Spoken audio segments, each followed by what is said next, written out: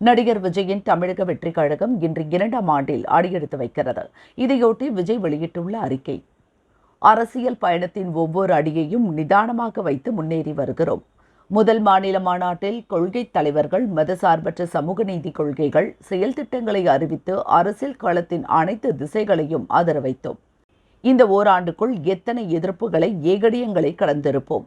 எதற்கும் அஞ்சாமல், எதை கண்டும் பதறாமல், நம் கருத்திலும் கருத்தியலிலும் நிதானமாக நேர்மையாக நடைபோடுகிறோம்.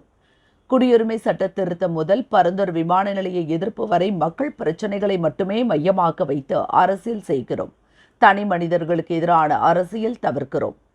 மக்கள் பணி மூலம் தொண்டர்களுக்கு அவர்களுக்கென தனி மரியாதையை உருவாக்குவதே இலக்கு. இதன் முதல் படிதான் 2026 தேர்தல். கட்சியின் 2ஆம் ஆண்டு விழாவில் மக்கள் நலத்திட்ட பணிகளை கட்சியினர் மேற்கொள்ள வேண்டும். அதன் மூலம் மக்கள் மனதிலும் இடம் பிடிக்க வேண்டியது ஒவ்வொருவரின் கடமை. சட்டசபை தேர்தலில் நமது வலிமையை பறைசாற்றி அதிகார பகிர்வுடன் ஜனநாயக பெருநிகழ்வை உருவாக்கி காட்டப்போகிறோம். அதற்காக மக்களுடன் களத்தில் நிற்க வேண்டும். 1967, 1977 தமிழக அரசியலில் ஏற்பட்ட மாற்றம் போல ஒரு புதிய அரசியல் அதிகார பாதையை 2026 உருவாக்கி காட்டுவோம். யானைகள் பலத்தோடு எதிரிகளை வெல்வோம் என விஜய் கூறியுள்ளார்.